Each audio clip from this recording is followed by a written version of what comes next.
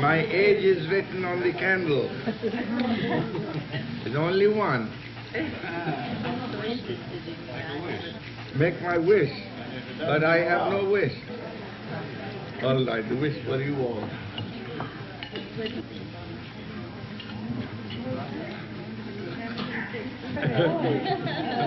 I didn't know there was so much joy and fun in having birthdays. It is because of your joy I enjoy so much.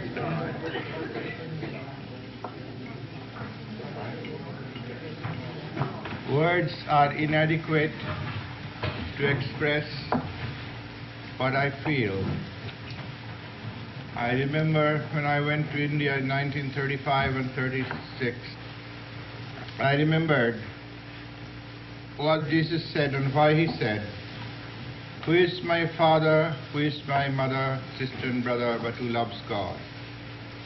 And with great awe I felt all those of you whose life I have lived, each one of you, and the joy of your spiritual growth had been so impinged in my consciousness that I felt my real brothers and sisters are those who love God. Parents are given to us by God, and the real father is God, and the real mother is God, and real brothers and sisters are those who love God. So I remember that feeling, that indescribable feeling in India. And all those of you who have lived up to my ideals and whose lives I have lived in myself, I know each of you,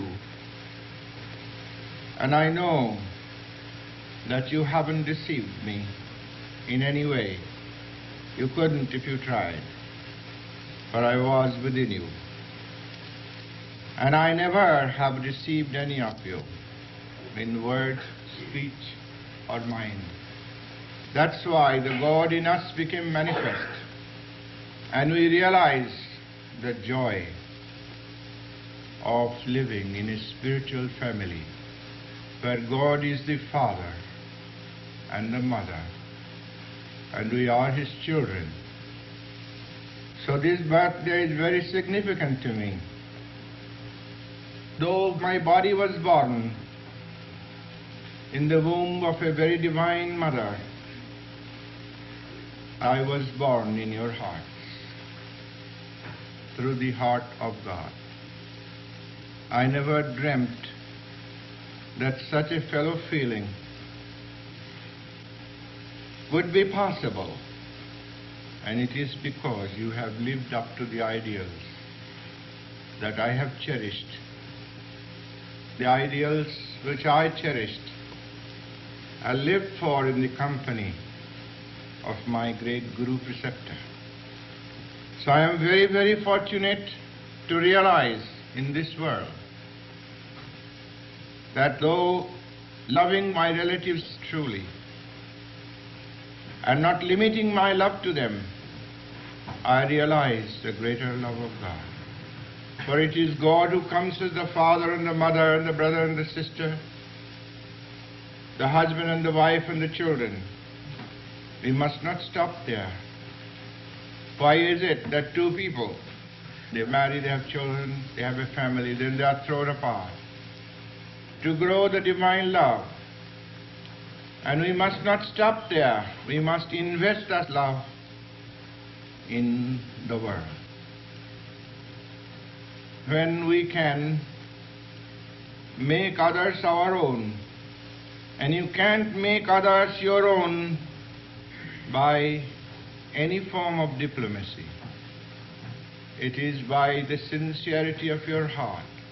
As you know, relatives are imposed upon us, and we have to keep them if they are bad. But our spiritual relatives we can choose. And love and friendship can be only received as gifts. God comes to us as relatives to test us, but He comes to us as friend to give Himself unto us. For in friendship, wherein we elect each other by the gift of the free choice of our hearts, we find the glory of God manifest. And never have I felt such a fellow feeling in the spiritual family in which I was born as I feel in this divine family. Here we have never asked who followed the Jewish religion or Christian religion or the Hindu religion. We have taken you all as you know, because you love God. And that's why this birthday is very significant to me, because I was born in this family, this eternal family. I was born in your hearts. And that's why it gives me an indescribable joy, joy for the virtue of God in this family, for the God who is invisible and unseen. And while the audacity of the seen world eclipses the glory and the love of God, when we bring that invisible and the unseen power and make Him manifest in our daily life, then He appreciates us. For God has everything, but He hasn't our love. He created us with one expectation. Perchance we would use our free choice to love Him in preference to His gifts. That's why Jesus said, bread the men of the world seek after. Gifts of God, these short-sighted people of the world seek after. But ye who are wise, ye who love God, love the giver of all gifts, and all things will be added unto you. For all things belong to Him, including our bodies. Nor ye be of doubtful mind.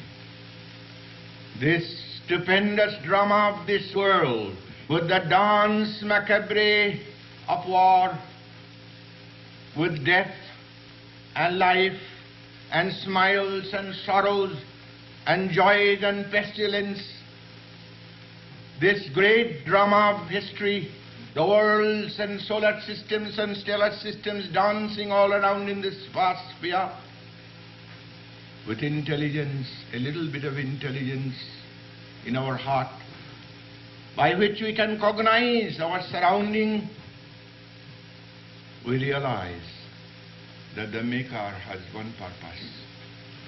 He created us. He gave us free choice. And He hasn't our love unless we give it to Him.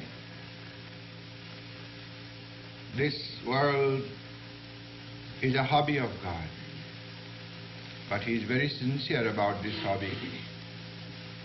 He divorced us from Himself, He repulsed us from Himself, cast us in delusion for one purpose, that in this drama we may realize, by the free choice of our hearts, that we love Him more than His gifts.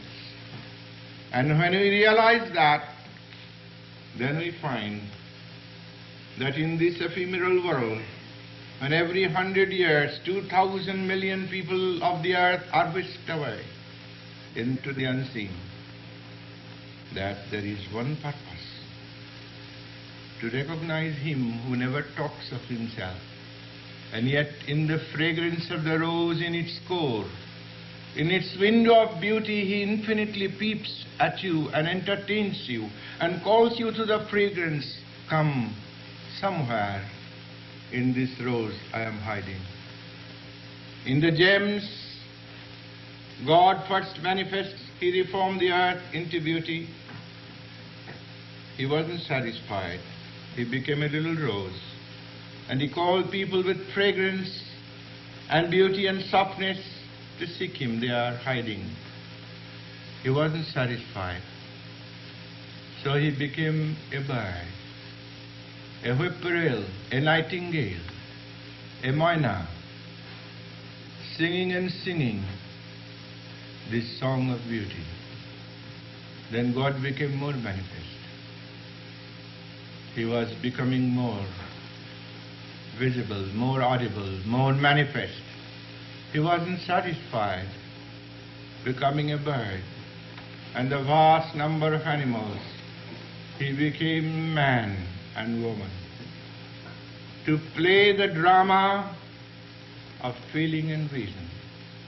In man he kept reason open, feeling hidden. In woman he kept feeling uppermost with reason hidden.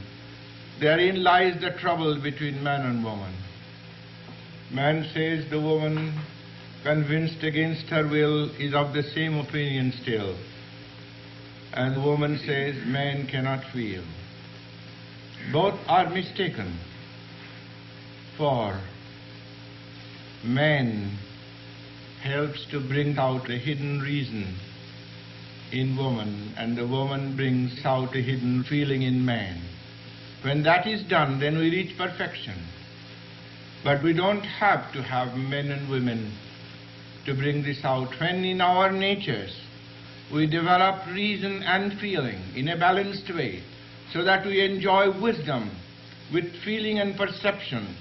Just whenever you see a rose, if you begin to weigh its petals, if you begin to analyze it, you don't enjoy the rose anymore. You enjoy the rose because it is a rose. That's why if you only see things with wisdom and measure people with intelligence as to what they have done, and in that measure recognize their love and friendship, then you haven't found God. When unconditionally you love people, in spite that they hurt you, if with that wisdom of God you still love people, then you begin to know that God does not reveal himself unto the prudent and the wise, but unto babes.